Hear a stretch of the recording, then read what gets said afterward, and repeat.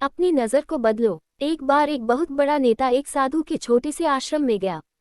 वह साधु के बारे में बहुत सुना था तो उसके मन में आया कि मैं एक बार जा करके देखता हूँ कि लोग उसकी इतनी तारीफ क्यों करते हैं। जब वह उस आश्रम में गया तो वहाँ पर एक छोटा सा कमरा था जहाँ पर एक कालीन बिछा हुआ था। वहाँ पर कुछ लोग नीचे बैठे हुए थे और साधु जी सामने बैठे हुए थे, कुछ सवाल जवाब चल रहा था। वह नेता उस आश्रम में आया और उस नेता के साथ में 4 बॉडीगार्ड भी थे और उसकी यह आदत थी कि जहां पर भी वह जाता था लोग अपनी जगह से खड़े हो जाते थे और उसकी तरफ देखते थे, हाथ जोड़ते थे और सर झुकाते थे। लेकिन यहाँ पर ऐसा कुछ भी नहीं हुआ। साधु व्यस्त होने के कारण उसकी तरफ देखा तक नहीं। तभी नेता को लगा कि यह मेरी बेइज्जती है और वह इस बात से गुस्सा हो गया। नेता ने थोड़ा गुस्से से साधु की बात को बीच में काटते हुए कहा कि मैं आपसे कुछ कहना चाहता हूँ। साधु ने उसकी तरफ देखा और बोला, आप थोड़ी देर रुकिए, पहले मैं इनके सवाल का जवाब दे दूँ, उसके बाद मैं आपसे बात करता हूँ। तब तक आप अगर चाहे तो आप बैठ सकते हैं। बस साधु का इतना कहने की ही देरी थी। नेता का चेहरा गुस्से से लाल हो गया और फिर उसने अपना सारा गुस्सा उस साधु पर निकाल दिया। अभी तक वह नेता बहुत तमीज से आप कह करके बात कर रहा था, लेकिन अब वह तू तड़ाक पर उतर आया। नेता ने उस साधु को कहा, तुझे पता भी है मैं कौन हूँ और तू किससे बात कर रहा है? साधु ने उसकी तरफ देखा और कहा, मुझे इससे कोई फर्क नहीं पड़ता है कि आप कौन हैं, लेकिन आप जो कोई भी है, अगर आप चाहते हैं कि मैं आपके सवाल का जवाब दूं या आपसे बात करूं तो आपको कुछ देर रुकना होगा। और साधु की यह कहते हैं नेता गुस्से से पागल हो गया और वही सबके सामने चीखने चिल्लाने लग गया। अब मैं तुझे तेरी असली औकात दिखाऊंगा। तूने मुझसे पंगा ले करके ठीक नहीं किया, तुझे पता भी है मैं तेरे बारे में क्या सोचता हूँ। साधु ने फिर से नेता की तरफ देखा और बड़े ही प्रेम से कहा कि मुझे इससे कोई फर्क नहीं पड़ता कि आप मेरे बारे में क्या सोचते हैं, आप जो चाहे वह मेरे बारे में सोच सकते हैं। फिर नेता ने उससे कहा कि तू चाहे सुनना चाहता है या नहीं, लेकिन मैं तुझे यही सबके सामने बताऊंगा कि मैं तेरे बारे में क्या सोचता हूँ।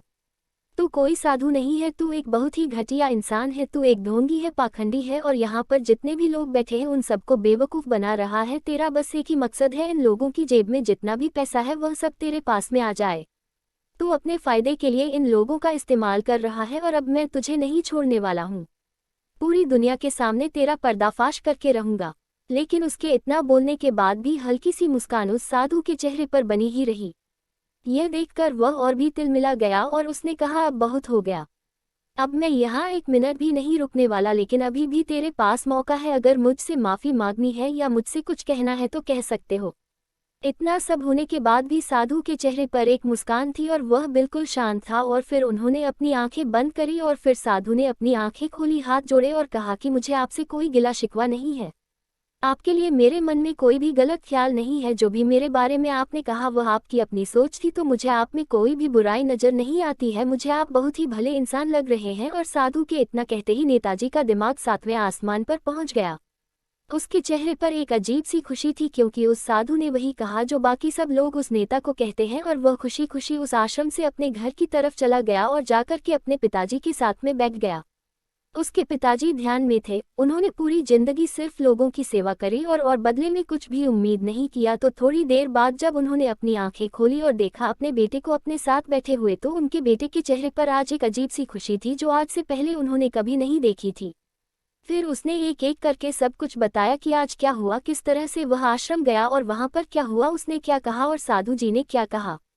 जब उसके पिताजी ने पूरी बात सुनी तो थोड़ा सा मुस्कुराए और अपने बेटे को देख करके बोले कि उन्होंने तुम्हारी तारीफ नहीं करी, क्योंकि उन्होंने वह नहीं कहा कि जो तुम हो, उन्होंने वह कहा कि जो वह खुद है। और तुमने जो भी कुछ उनको कहा वो नहीं कहा कि जो वो है, बल्कि तुमने वह कहा जो तुम खुद हो।